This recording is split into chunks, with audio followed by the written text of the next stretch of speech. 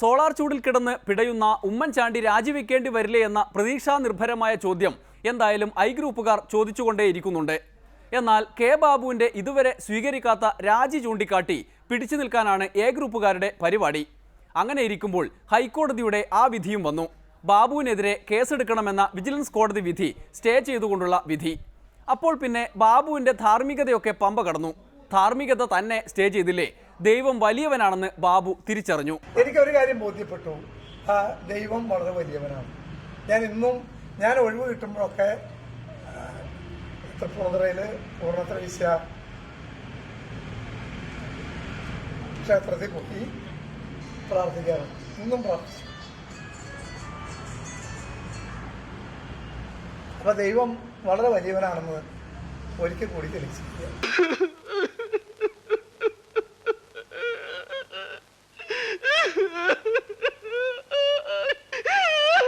മുഖ്യമന്ത്രിയെ പോലെ അന്തസ്സായ രാഷ്ട്രീയ പ്രവർത്തനം നടത്തി പാരമ്പര്യമുള്ളവരെ തേജോവധം ചെയ്യാൻ ശ്രമിച്ചാൽ അതിന് ഞങ്ങൾ വഴങ്ങിക്കൊടുക്കണം എന്നാണോ നിങ്ങൾ പറയുന്നത്?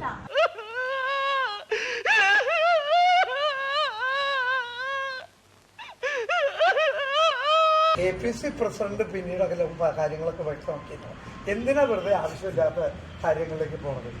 എന്തിനാ?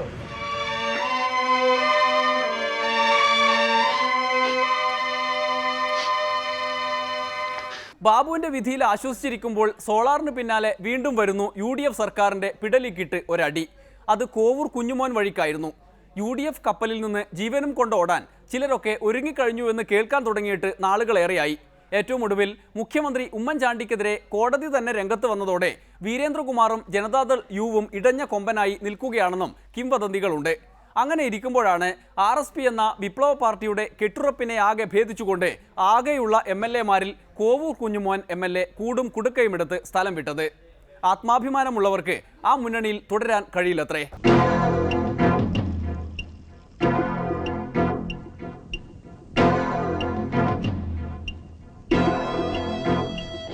ഞാൻ MLA സ്ഥാനം രാജിവെച്ചിരിക്കുകയാണ്. ബഹുമാനപ്പെട്ട സ്പീക്കർക്ക് മലയൻകീഴ് അദ്ദേഹം ഒരു ചടങ്ങിൽ പങ്കെടുത്തപ്പോൾ അവിടെ കൊടുക്കുകയായിരുന്നു.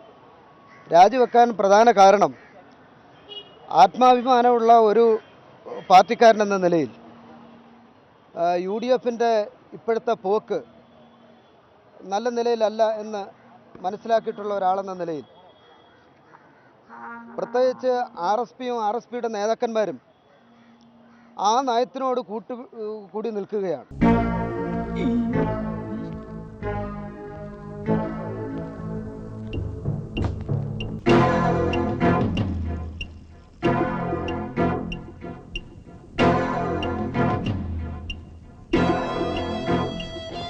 ഇത് കേരളത്തിലെ ജനാധിപത്യ പുരോഗമന ശക്തികൾക്ക് കൂടുതൽ പ്രചോദനമായി തീരുമെന്നാണ് ഞാൻ കാണുന്നത്. ഇനി എന്താ, പ്രധാനികളെല്ലാം 6 സെക്രട്ടറി മെമ്പർമാർ തന്നെ രാജിവെച്ച് വന്നിരിക്കുകയാണ്. ഇവരെ കേരളത്തിലെ ജനാധിപത്യ പ്രസ്ഥാനങ്ങളും ഇടതുപക്ഷ പ്രസ്ഥാനങ്ങളും നെഞ്ചിലേറ്റു. ഈ നാടിൻ്റെ സംരക്ഷണത്തിനും ഇടതുപക്ഷ പ്രസ്ഥാനത്തിൻ്റെ ശക്തിക്കും കരുത്തിനും ഇവരെടുത്ത നിലപാട് തികച്ചും സഹായകരമാണ്. ഇപ്പോൾ ഞാൻ MLA സ്ഥാനം രാജിവെച്ചതിന് ശേഷം ഞാൻ പാർട്ടിയുടെ കേന്ദ്ര കമ്മിറ്റി അംഗവും പാർട്ടിയുടെ സംസ്ഥാന സെക്രട്ടേറിയറ്റ് അംഗവും ആണ്.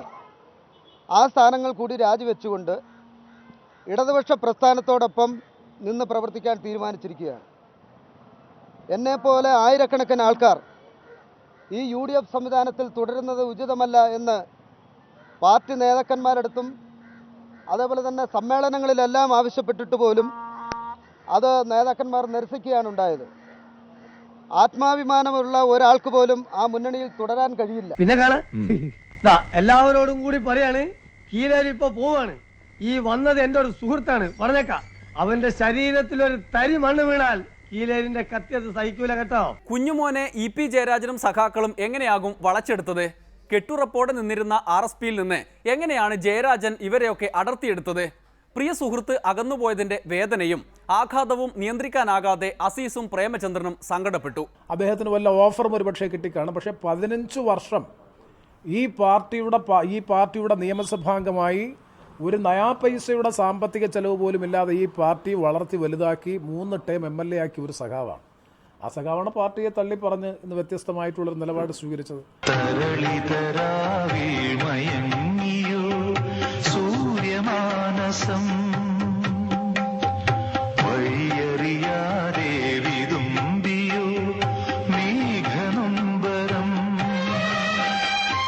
MLA കോവൂർ കുഞ്ഞുമോൻ MLA സ്ഥാനം രാജിവെച്ചു എന്നൊരു വാർത്ത ലഭിച്ചു. കൂടുതലായിട്ടൊന്നും മനസ്സിലാക്കാൻ സാധിച്ചിട്ടില്ല. കുഞ്ഞുമോനെ വേട്ടയാടാൻ വേണ്ടി CPM അതിന് പുറകെ നടക്കുകയായിരുന്നു. ധാരാളം വാർത്തകൾ നിങ്ങളുടെ ഭാഗത്തു നിന്ന് തന്നെ വന്നിരുന്നല്ലോ. കുഞ്ഞുമോനെ പോകും, കുഞ്ഞുമോന് ഇടയുന്നു എന്നൊക്കെ പറഞ്ഞുകൊണ്ട് ധാരാളം വാർത്തകൾ വന്നിരുന്നല്ലോ. അതിൽ ആ കെണിയിലകപ്പെട്ടതായിരിക്കും എന്ന് ഞങ്ങൾ വിശ്വസിക്കുന്നു. വിശദമായി നാളെ പ്രതികരിക്കുന്നതാണ്.